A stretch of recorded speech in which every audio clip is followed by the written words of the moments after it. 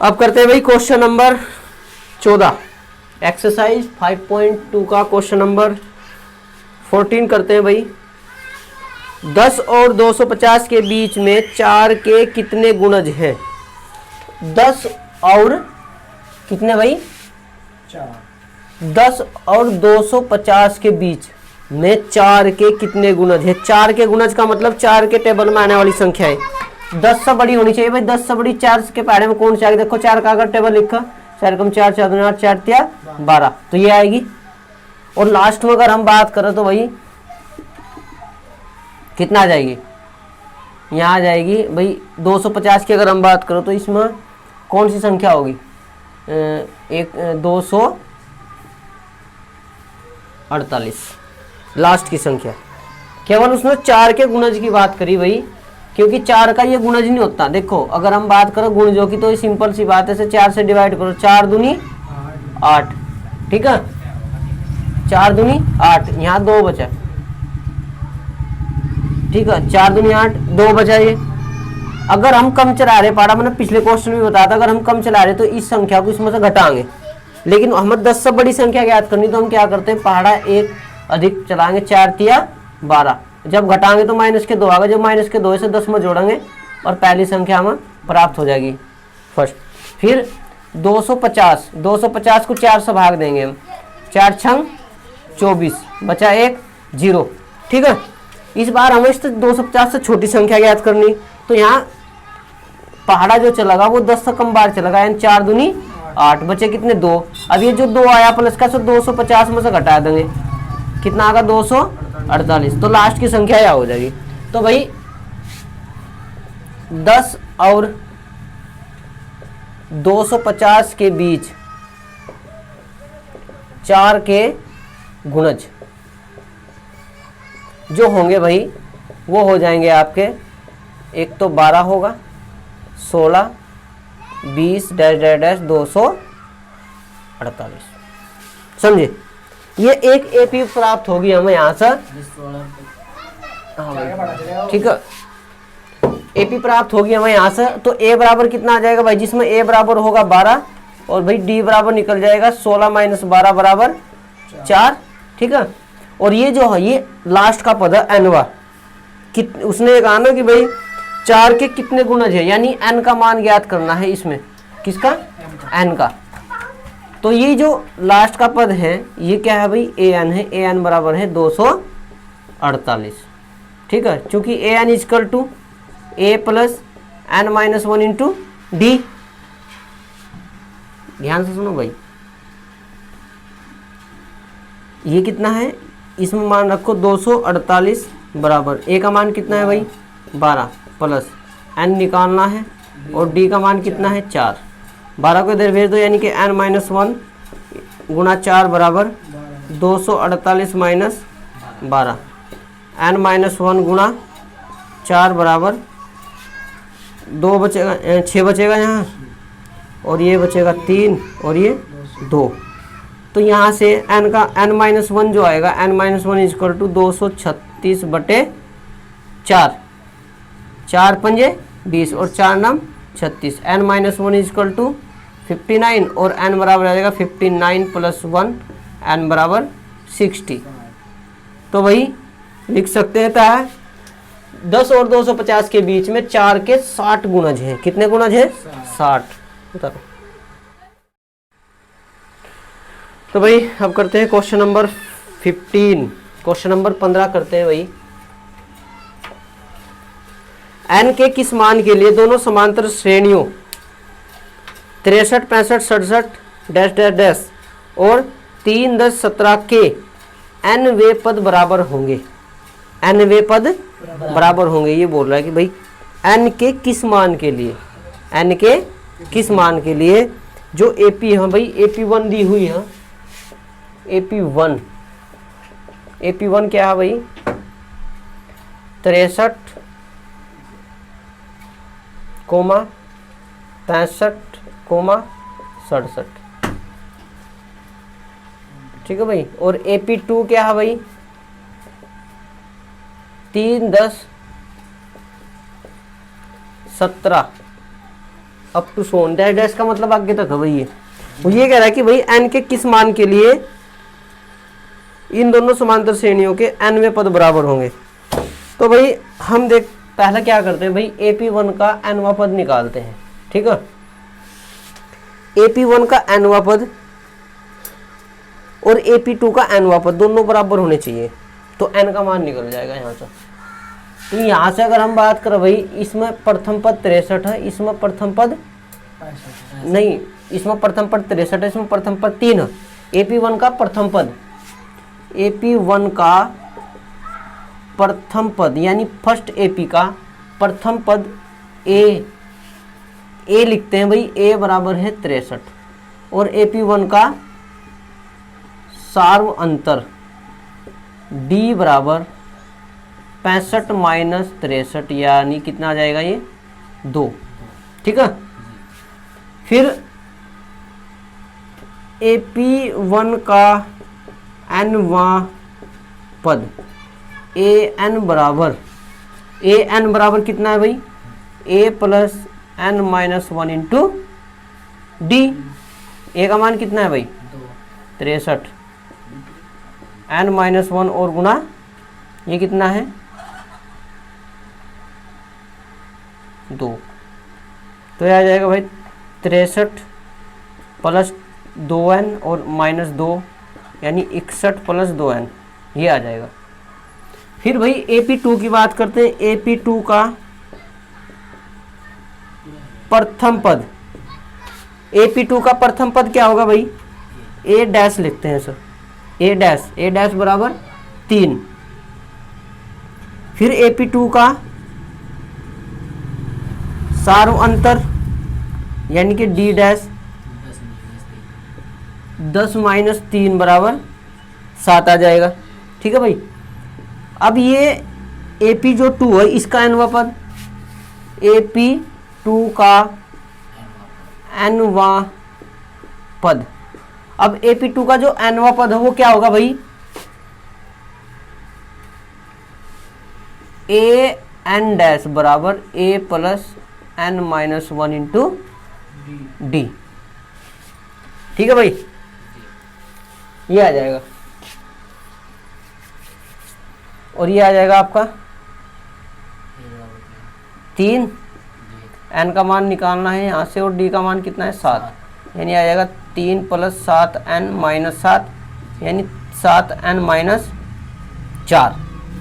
अब देखो ध्यान से सुनो भाई, वो ये कह रहा है कि n के किस मान के लिए।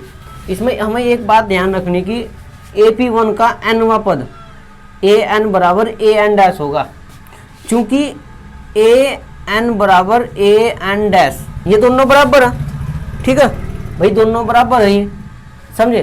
तो AN का मान इधर रखते हैं, 61 प्लस 2n बराबर 7n प्लस माइनस 4, ये दोनों बराबर होंगे। ये इधर ले जाओ और 4 इधर ले जाओ, यानी कि 61 प्लस 4 बराबर 7n माइनस 2n, ये 65 आ जाएगा। 65 बराबर 7 और 2, 7 में से 2 गए 5n, यानी कि n इजकल टू 65/5, 13 पंजे 65। तो भाई n बराबर 13 के लिए दोनों AP के जो 13वें पद होंगे समान होंगे। n बराबर 13 के लिए प्रथम AP का nवां पद और दूसरी AP का nवां पद बराबर होंगे। ठीक, लिखो। क्वेश्चन नंबर 16 करते हैं भाई, एक्सरसाइज 5.2 का क्वेश्चन नंबर 16। वह AP ज्ञात कीजिए जिसका तीसरा पद 16 है और 7वां पद 5वें पद से 12 अधिक है। तो भाई मानते हैं, माना AP का प्रथम पद A तथा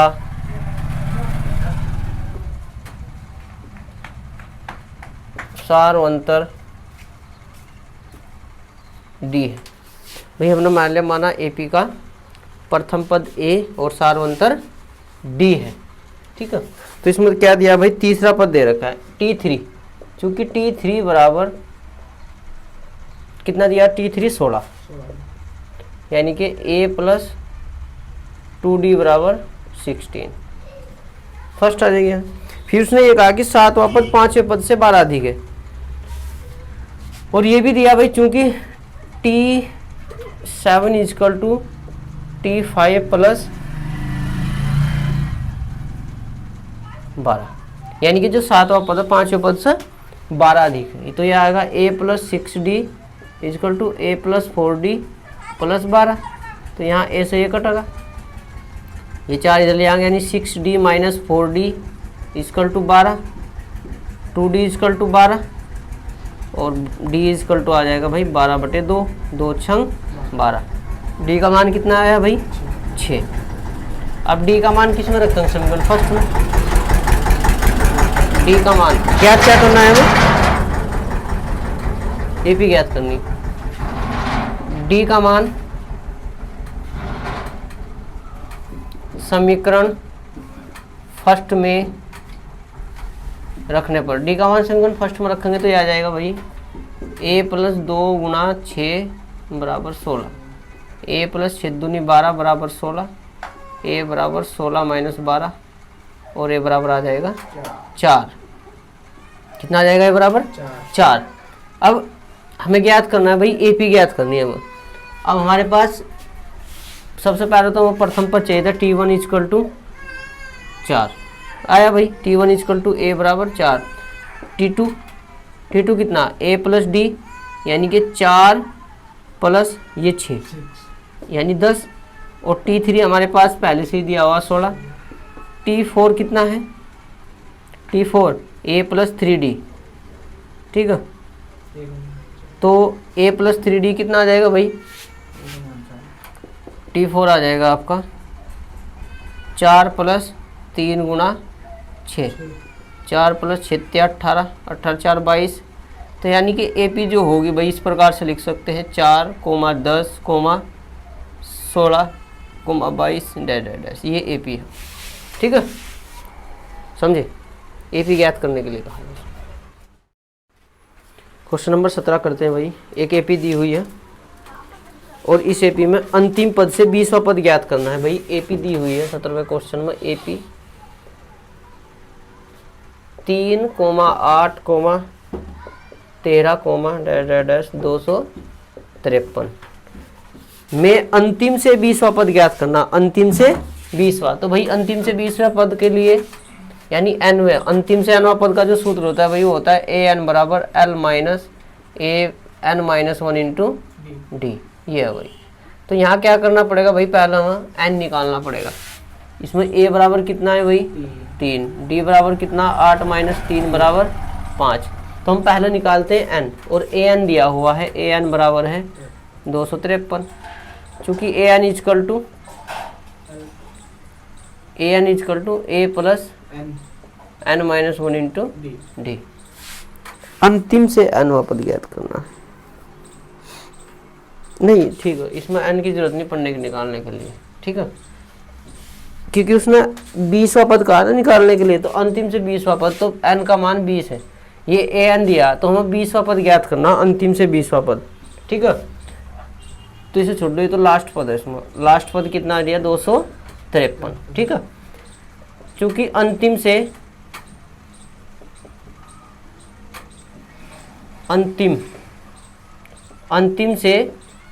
nवां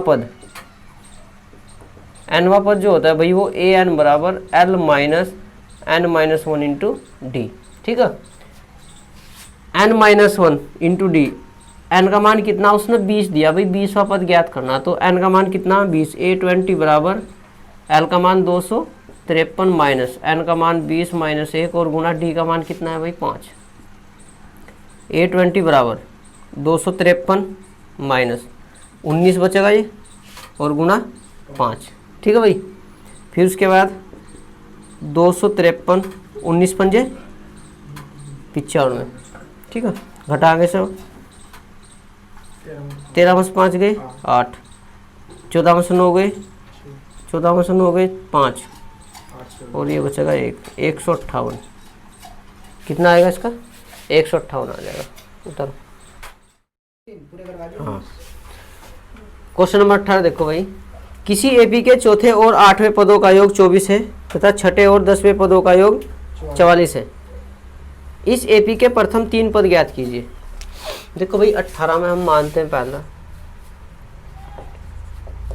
माना एपी का प्रथम पद ए तथा सार्वअंतर डी है। ठीक है, तो यहाँ 2 शर्त दी है उसने। एक तो ये है कि भाई चौथे और 8वें पदों का योग। ठीक है, 24 है मेरे साथ। देखो चलेगा, चूँकि प्रथम शर्त ये है भाई, एक केस फर्स्ट है ये, इसमें दिया T4 + T8 बराबर 24। T4 क्या होता है भाई, A + 3D, और T8 क्या होता है भाई, A + 7D, और बराबर 24। ये आ जाएगा 2A + 7 और 3 10D बराबर 24। यहाँ से 2 कॉमन लेंगे, A + 5D बराबर 12 आ जाएगा समीकरण नंबर फर्स्ट। 2 से पूरी को डिवाइड कर देंगे, 2 × 2 2 × 5 10 और 12 दूनी 24। फिर केस सेकंड, केस सेकंड में क्या कहा उसने भाई, छठे और 10वें पदों का योग 44 है। छठा पद यानी कि T6 + T10, छठे और 10वें पदों का योग कितना, 44 है। तो छठा पद क्या होगा, A + 5D, और 10वां पद होगा A + 9D और बराबर 44। तो भाई 2A + 14D यानी 14D बराबर 144। 2 से भाग करेंगे यानी कॉमन लेंगे, तो A + 7D बराबर 22 समीकरण नंबर सेकंड। इन दोनों समीकरणों को विलोपन विधि से हल करेंगे, घटाने पर कर देंगे समीकरण फर्स्ट से सेकंड को घटाने पर। तो भाई लिखते हैं समीकरण फर्स्ट से सेकंड को घटाने पर। तो घटाएंगे भाई A + 5D = 12, A + 7D = 22, minus minus minus, ये कैंसिल हो जाएगा, ये बचेगा माइनस के 2D, और यहाँ बचेगा माइनस के 10। तो माइनस से माइनस कैंसिल होगा, और D बराबर आ जाएगा 10/2 × 10, तो D बराबर आ जाएगा 5।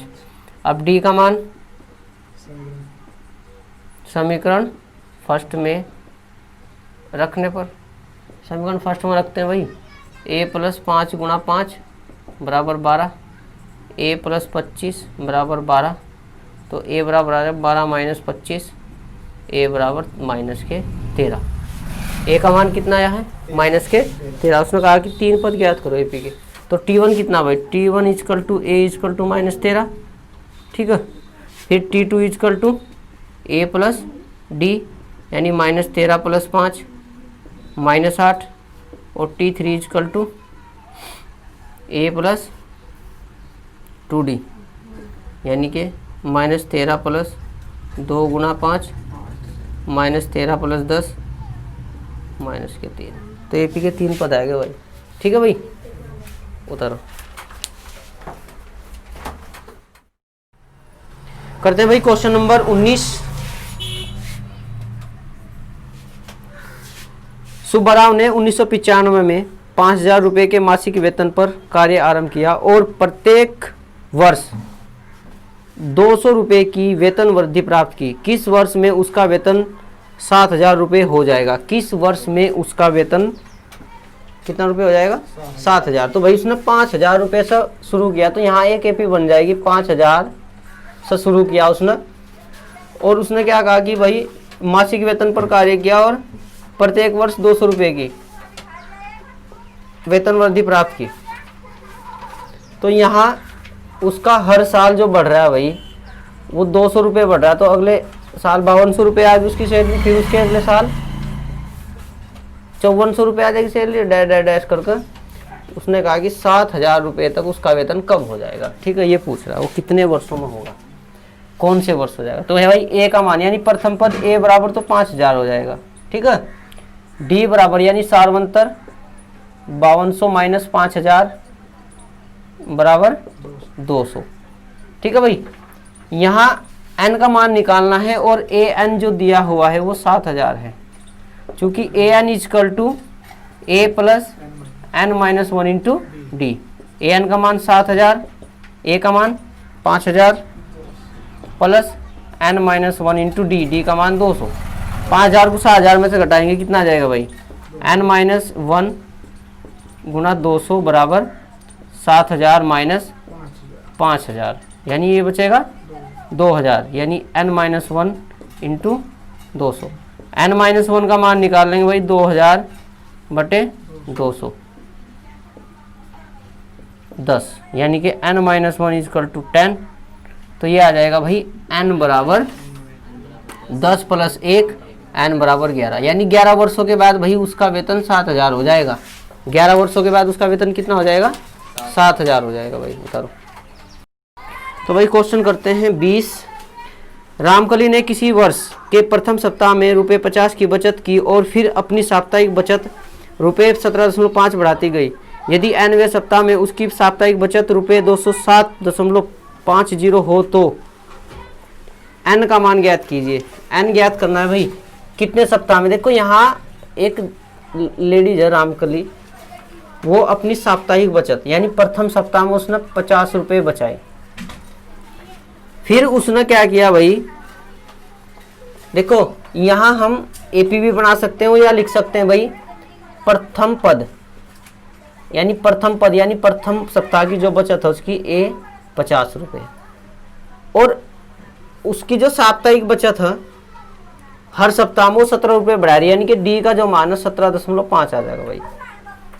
साप्ताहिक बचत बढ़ाती है, यानी कि पहले 50 थी, फिर अगले सप्ताह में 17.5 बढ़ाई, फिर 17 यानी 17.5 हर सप्ताह बढ़ाई, लेकिन प्रथम सप्ताह में 50 रुपये उन्होंने अपनी गुल्लक में रखे। और उसने कहा कि भाई किस सप्ताह में उसकी बचत 207.50 हो जाएगी। ए एन का मान दे रखा, एन का निकालना हम, क्योंकि a n equal to a plus n minus 1 into d. 207.50 equal to कितना आ जाएगा भाई 50 प्लस एन माइनस 1 और गुणा 117.5 हो।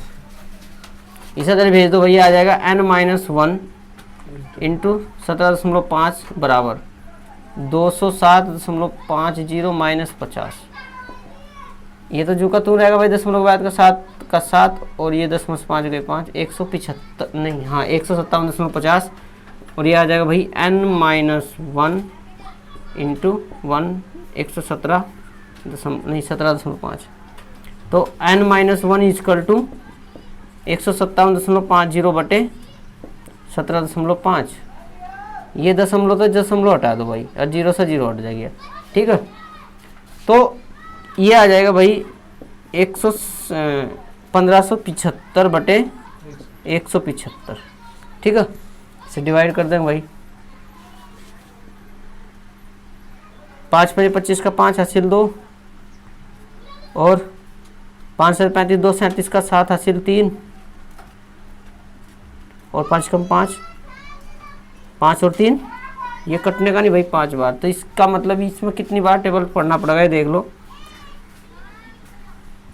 या तो 175 से डिवाइड करो पूरे को, ठीक है, या 5 तक काट लो भाई, 5 या 15 बचे कितने 2 5 5 25, फिर से काटो 5 या 15, 5 कम 5 5 5 25, ठीक है।